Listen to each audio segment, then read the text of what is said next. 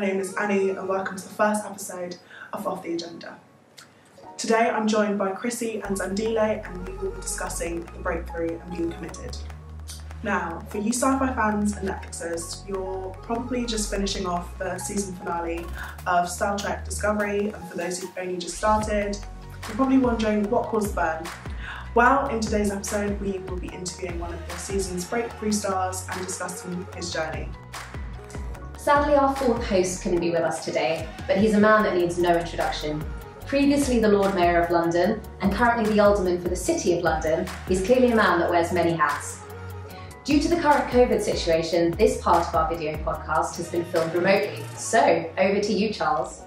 Hello, my name is Charles Bowman, and today, I'm delighted to host an exclusive interview on Off the Agenda with a British actor who has crossed over into the US, cementing himself in Hollywood and appearing in films such as The Dark Knight and Fast and Furious, as well as TV roles in Supergirl, Nightflyers and the new season of the Netflix Star Trek Discovery.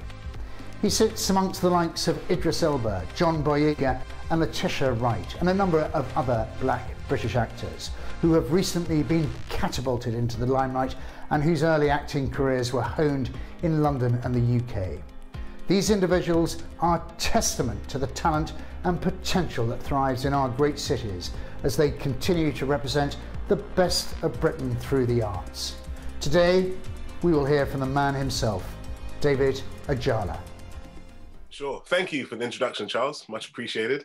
I fly to Toronto this weekend, currently working on Star Trek Discovery Season 4. We started shooting the new season in October, had a break for Christmas, and then of course I fly back out to continue it. It's a wonderful, wonderful project to be working on.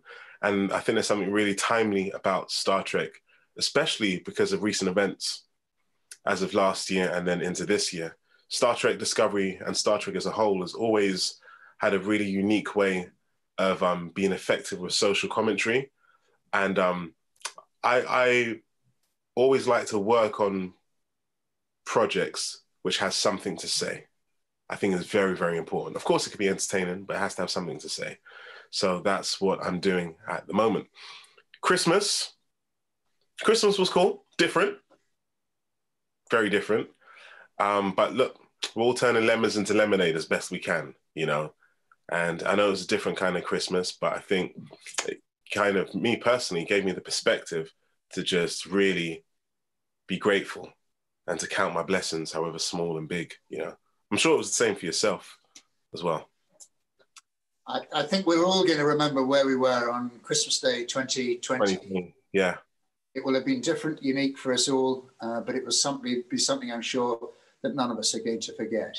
Well, look, thank you for that, David. And I do want to start perhaps by asking, what was it that made you decide to become an actor? And what perhaps was the defining moment that shaped that chosen career path? So I think it all started off with my parents' love for, in no particular order, James Bond, Eddie Murphy, and Carry On movies. It just felt like, parents come from Nigeria. They came to the UK in the 70s. And I think they wanted to kind of immerse their children in British culture, but the British culture that they too really enjoyed. So it was in the form of entertainment. It was James Bond, it was Carry On. And then it was Eddie Murphy, of course, American culture. And I think there was just something about being exposed to really cool movies and seeing a character like James Bond and then humor with like Carry On. And I know like what's funny about Carry On now is when I watch it now, there's a lot of innuendos that at the time went way over my head, but a lot more funnier now. And I think there was just something about characters on screen that just really captured my attention. So cut to being in secondary school, I was always seen as the guy in class who was very talkative, mischievous, but entertaining. And I think I happily wore the class clown hat because I enjoyed entertaining people. So my maths teacher, he suggested that I should join or do GCSE in drama, because you had to choose between music, drama, and art. So he said, David, I'd recommend you should try and do some acting, because then you can use that excessive energy that you have. So I did it. And then from then, I kind of just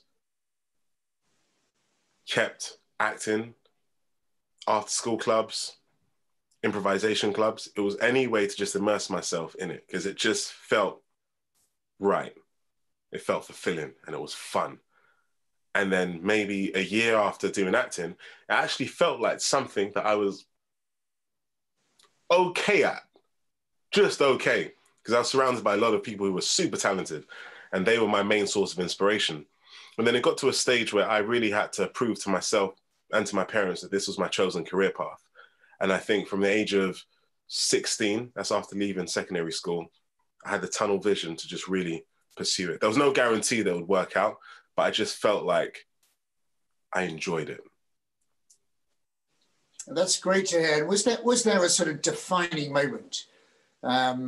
You've gone on to be a hugely successful actor, but was there a defining moment that moved you forward, that accelerated that career path?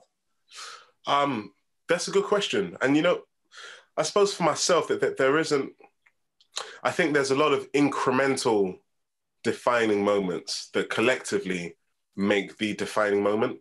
And I think one was definitely doing long stints on the theatre scene, or in the theatre scene with the Royal Shakespeare Company, the National Theatre. That just really solidified my foundation as an actor to understand the craft and the discipline and stamina required for storytelling. You know, I think in its truest essence, an actor's craft is really realized on stage. TV and film are different avenues. And of course, you know, you still require a certain level of skill, but I feel that you're really able to embody the craftsmanship of an actor on stage. So my defining moments came from doing theatre. But I think what kind of pushed the needle forward a little more was doing more American TV and getting into that world of doing stuff. So yeah, there's been a lot of incremental moments that kind of led towards more opportunities. Well, perhaps we'll come on to the US a little further, but you know, as you will observe, the industry has changed much even in your lifetime, my lifetime, and the last sort of 10 years or so. And specifically, we might observe that, you know, Netflix and streaming services have really shaken up the industry, and a lot of the preconceptions about audiences and what they would want to watch, you know, based on using perhaps data as the evidence rather than the received wisdom of the industry. How do you think that this has opened up the range of stories and perspectives we're seeing? And is it now proving that there is an appetite for more diverse stories and storylines, as you put it? And is it in turn giving new opportunities to actors such as yourself? Absolutely. I think it's a really exciting time. And I think this change has been happening for a few years, but I think during the past 2-3 years, I think it's really accelerated. And I just feel that in the world now, people crave authenticity. And I think if you're being authentic, as a byproduct, we'll experience diversity.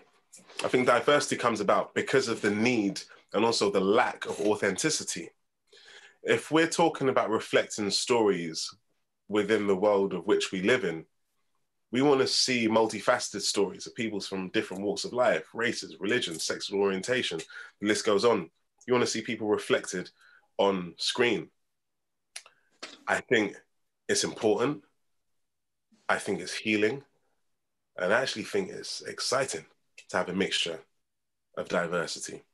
Certainly for myself, I'm very, very fortunate because when I went to drama school, my principal in drama school said 2 things to me when she took me on board. She said, David, we're going to work on your stage speech just to equip you with the skills so that whatever text comes your way, you're able to do it trippingly off the tongue.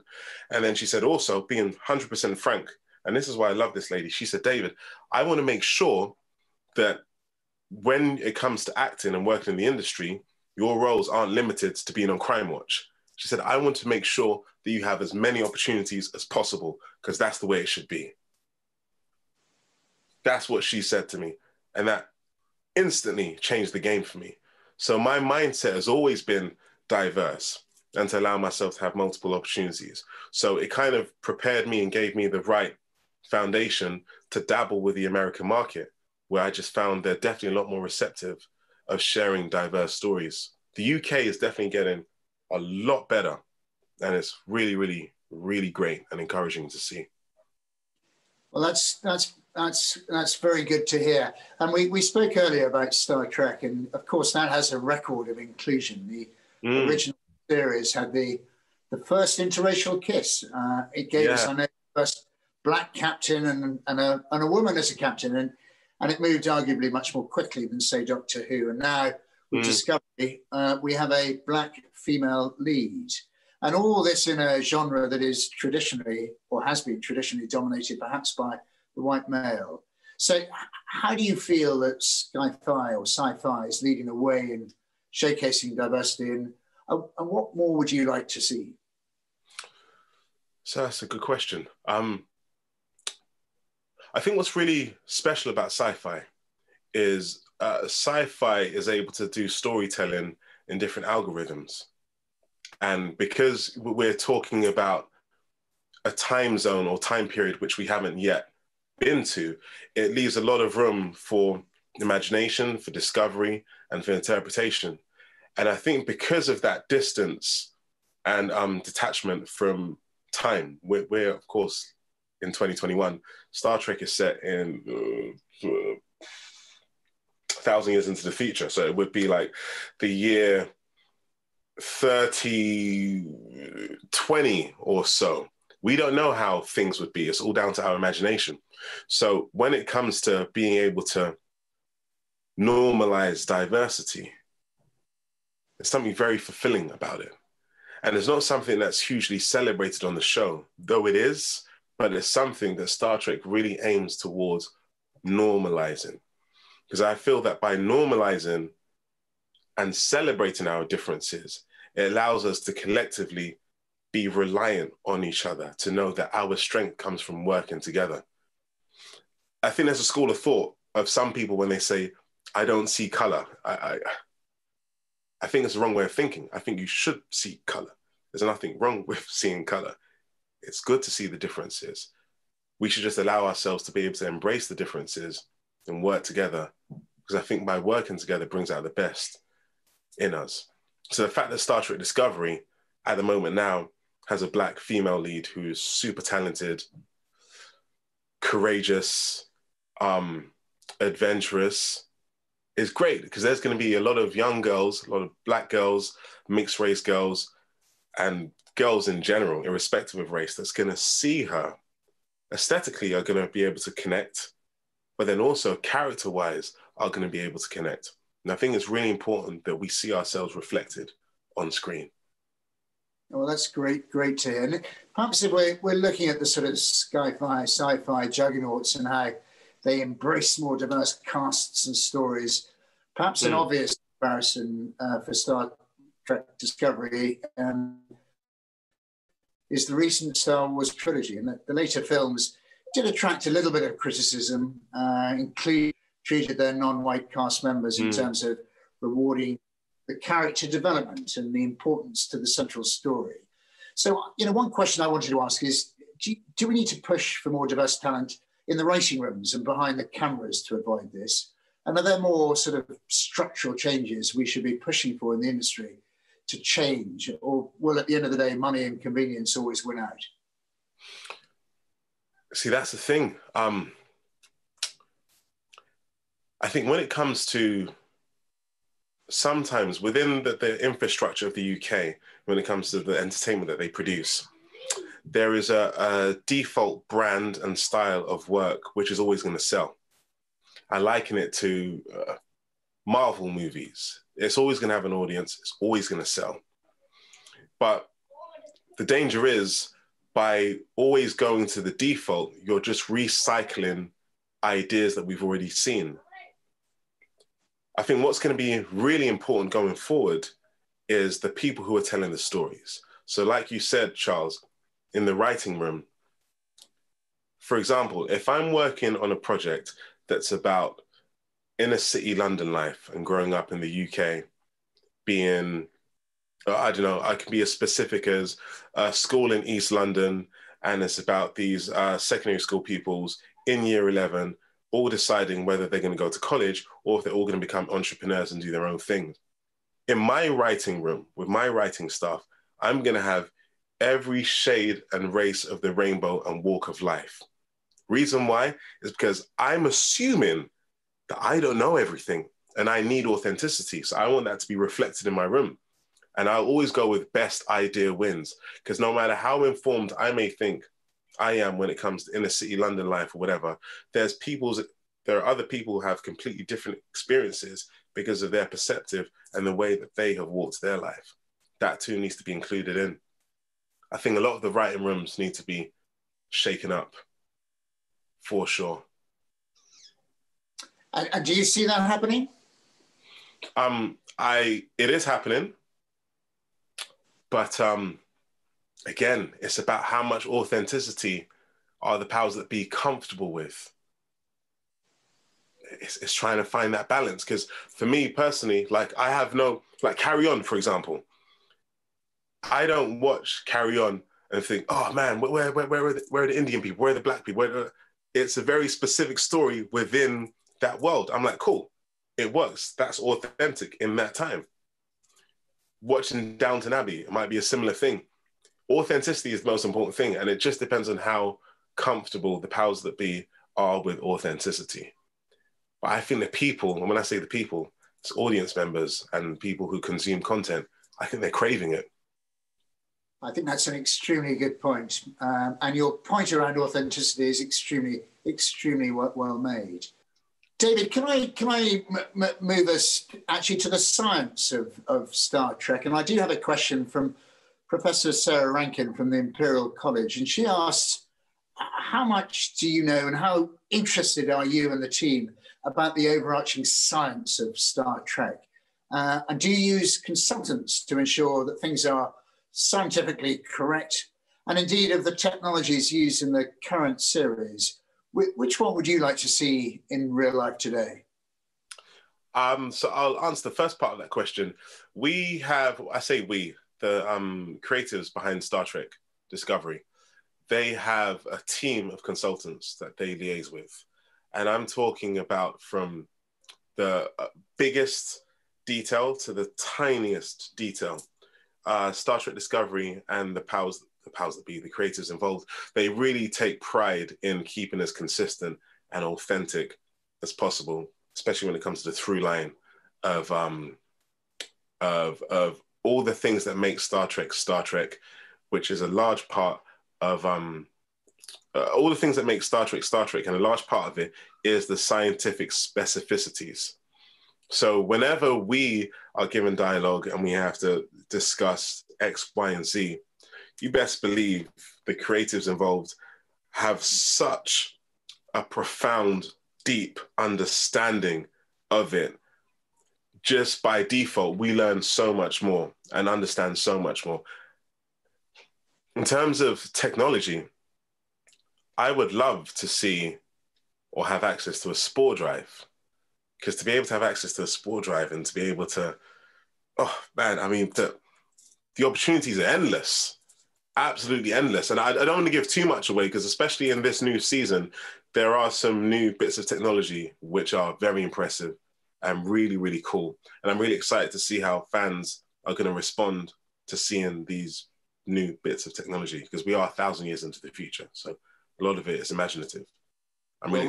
We've got much to look forward to in 2021, and absolutely, all Star Trek fans, I'm sure, will look forward to that with a great sense of excitement. Yeah. Can I am keen to sort of look to the next generation, and perhaps to ask, how do you see yourself influencing the next generation of actors looking to follow in an equivalent path to your own? And are there any particular bits of advice that you would offer? And how can the next generation of aspiring actors from Black and other minority communities push through the social barriers that exist today? I think what's really important is a bit of advice that my agent gave me. I'm with Independent Talent. My agent is Mr. Oliver Slinger. And I remember when I signed with him, I was already with a different agent, and then he came to see me doing a play at the National Theatre. And then after the show, there was a little party, and then he came up to me and he said he really enjoyed what I did. He gave me his card, and he said, if you want to discuss anything at all, just give me a shout. So I did. Reached out to him, said I was interested in, continuing the conversation. Cut to a week later, I'm in his office, and we were talking, and he was just telling me what he does and, the kind of work and scripts that he reads and the kind of work he gets for his clients. And I said to him, what kind of roles will you send me up for? And he said, David, when I saw you on stage, I saw good acting. So I'm going to send you up for everything. What Oliver Slinger did for me in that moment was reminded me not to limit myself. So for the next generation of actors, artists, musicians, the best thing you can do for yourself is to not limit yourself, is to expose yourself to as much material, to have such a curiosity that doing acting or doing art, doing music comes from a place of necessity and a place of discovery. Because this is the kind of industry where you have to have a passion which goes beyond rationale to a degree, because you're told no so many times. I've heard no more times than I've heard yes. David, we really liked you for this role, but we gave it to this guy because he's a bit taller, or he's a bit prettier, or he's a bit shorter, or he's got a better CV, or he's done more theatre. There are certain things that you can't control, but the things that you can control, you should really invest in them. You can control your attitude towards the work. You can control how invested you are in learning and building your skill set. You can control how you respond to when you're rejected. And I think that's where you should really put your energy in. And if it does work out, and if you do become successful, that's a cherry on top. But don't be so focused on the success that you miss out on the journey, because the journey is everything. That's a very, very sound piece of advice. And looking at it, there's a long list of hugely talented British actors who've crossed over the pond to take on extremely successful roles in Hollywood and the US. You mentioned that earlier, the significance of the US on your own development. We've got Idris Elba, Danielle Kaluuya, John Boyega, Letitia Wright, and of course yourself. And how has growing up in London and the UK and perhaps some of the social challenges and disadvantages shaped you in your ability to take on roles in the US television and film industry? I think what has been advantageous for me, and I think it's a bit of a sensitive subject, because there is this whole perceived idea in the UK, in America, that actors from the UK are well trained because they do theatre and they're exposed to material like Chekhov and Ibsen and Shakespeare and what have you. So for that, and they can do the American accent. So it's like our stock in the market is higher. And this is a privilege that one can lean into or go against. But in actuality, it works in our favor. So it's been very advantageous for a lot of actors from the UK, Black, white, East Asian, South Asian, the list goes on, who have gone over to America and who've really been able to carve out careers. And I think it's because of that perceived perception. But then also, I think there are a lot more opportunities out in the States for actors. So with the names that you've mentioned, these are all actors who have been building a career here in the UK, that when they were given an opportunity to work in America, their foundation was so solid that the timing of that opportunity worked out, because they had done theatre. They had worked in an industry which had really, really celebrated your craft, where your craft is celebrated and your talent is celebrated. I don't think we have much of a star system in the UK. Of course we do, but compared to America, we don't really have much of a star system. So by default, for us, it's all about the work. And I know this may sound like a blanket statement, but I think that mindset really helps when transitioning and working in America, because you're just rooted with the work. And I too have benefited from that, and specifically from my theatre background. I think when we say the word authenticity, I remember someone giving me a bit of advice. It's one of the best bits of advice I've ever received. And they said, the best gift you can give yourself is to remind yourself that you're more than enough. And I think no matter walk of life, no matter what walk of life one comes from, someone comes from a walk of life where just by nature of not even the proximity, just by nature of the circumstances that they're born into, they have a lot more opportunities and privilege. It is what it is. And someone else, just as deserving as the other person, but they're not born into the same kind of fortunate circumstances. But if they can both embrace and understand the idea that come what may, irrespective of my circumstances, working for or against me, I am more than enough. I think that's one of the best bits of advice that I've received. And I think it's given me the freedom personally to really be able to charge at every opportunity that's been presented to me without getting in my own way. And not only is it liberating, it's very empowering. I can totally understand, and that's extremely well put. And of course, these are extraordinarily challenging times that we are living in today, and we can see that continuing through into 2021 and beyond.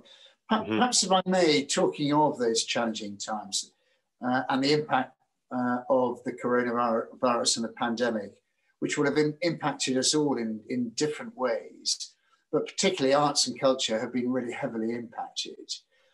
In the UK, do you feel that we have enough investment in the arts, and what type and what level of investment do you think is needed for the industry to continue to thrive as it has done and to develop and continue to develop post-COVID?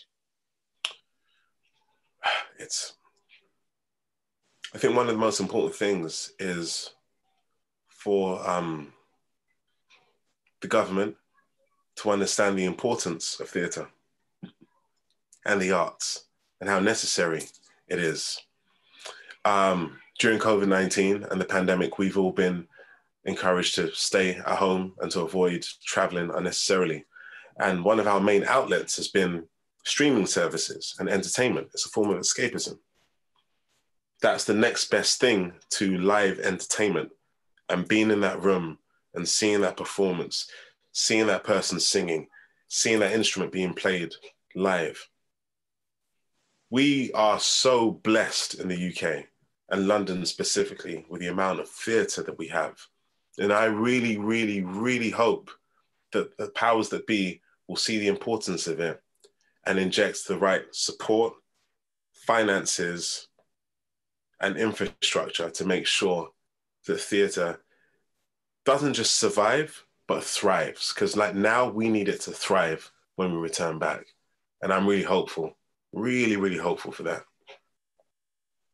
You make an extremely good point, and actually it comes back to you used theatre as one of the defining moments in your own career, and we are incredibly fortunate, aren't we, just in what we have and what we possess throughout the UK and London too.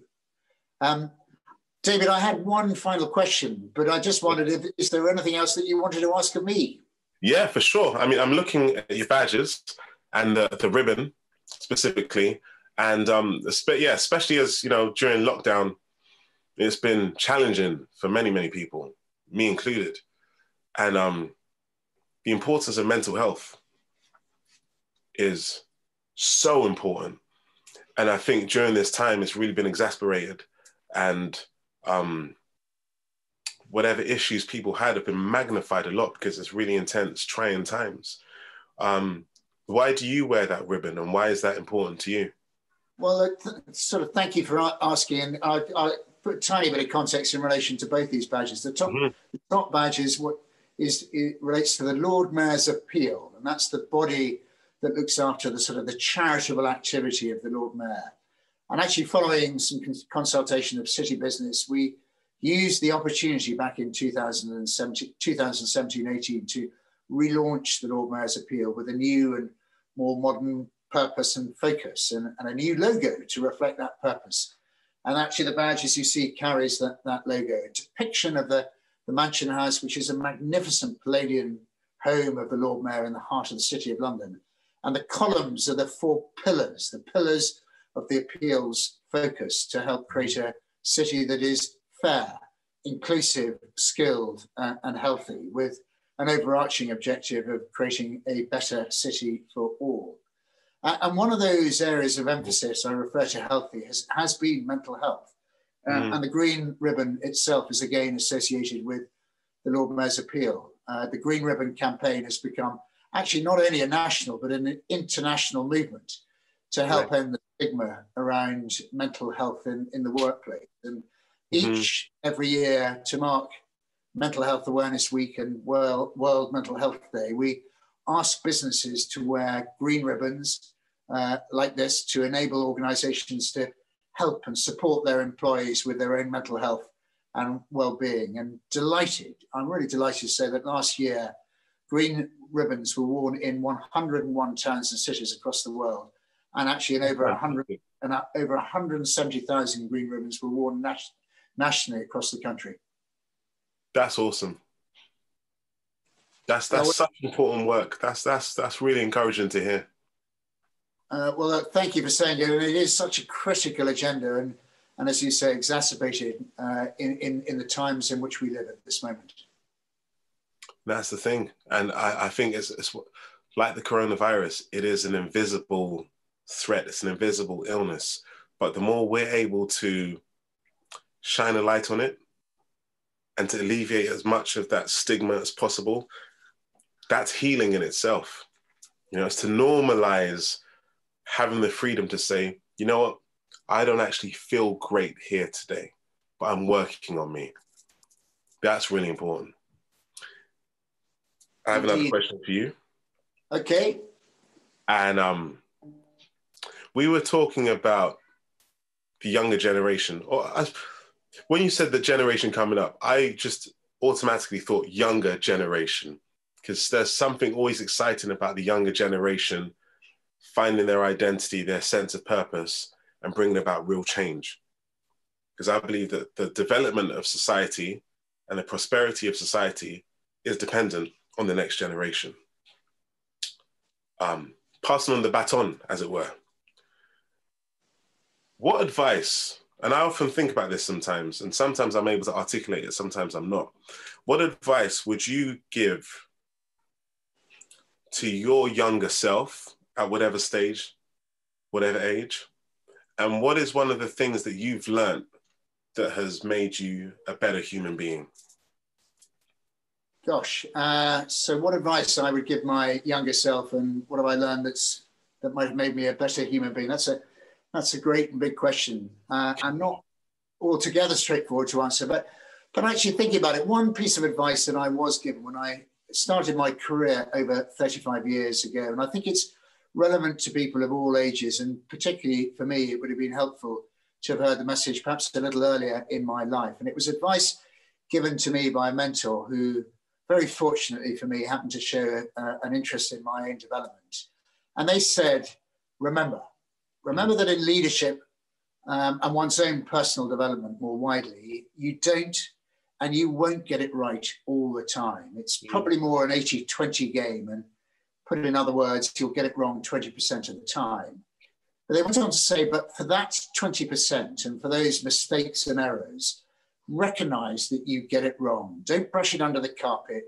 Be honest with yourselves and others. Put your hand up, apologize, and say sorry openly and authentically, and then learn from those mistakes. And he went on to say that if you do that, you will be a better, more respected and more trusted person. And that is certainly advice that I will never forget and that stuck with me for a long time.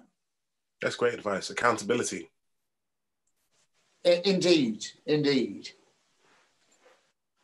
Can I then, therefore, David, one final question for you, if I may? Yeah. And we mentioned we are living in challenging times.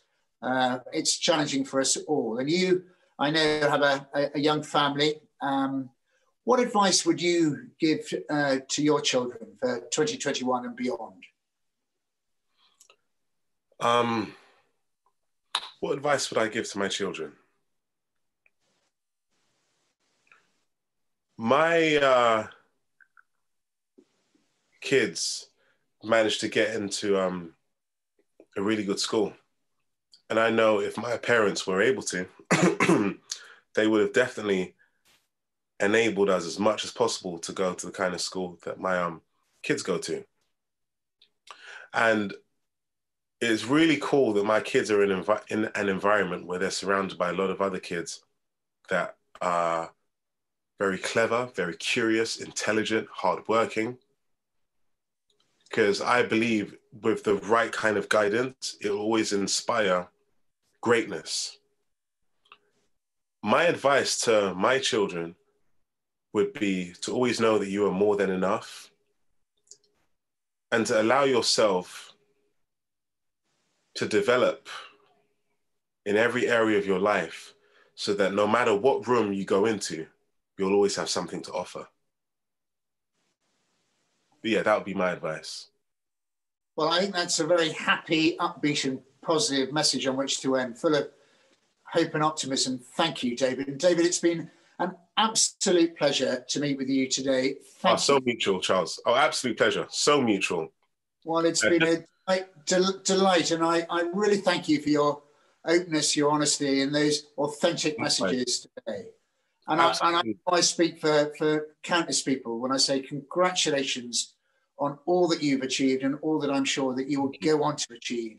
You are truly a wonderful role model, and we wish you all the very, very best with everything ahead. Thank you, David. So kind. Much appreciated. Thank you so much, Charles. I really appreciate that. And just before we conclude this interview, I want to know if you're going to jump on the piano and play a little tune, because you can't have a piano like that there and not play a little tune for us. Even a happy birthday, a Twinkle Twinkle Little Stars. I'll leave that to my daughters to carry out. And sadly, they're in the kitchen having lunch, I think, or something at this moment. No, that's all good. Another time. That was all good. Thank you. I really enjoyed it. And I know we used the word authentic came up a lot of the times in conversation. And I think I'm really going to hold on to that, because I think authenticity is very, very important. And everyone's perception of authenticity can be different. But I think what you have within yourself, protect it and share it at the same time and invest in it. Indeed. What a perfect message on which to end. David, thank you, and all the very best 2021. To you too. Thank you. Bye-bye. Bye for now. Thank you, Chrissy, and thank you, Anu. Well, that brings us to the end of proceedings today. We witnessed insightful, open, honest and authentic discussions, and I hope, like me, you're feeling energised and inspired. Stay tuned for more great conversations and discussions and many more inspirational guests. That's all for me, other than to say thank you and bye for now.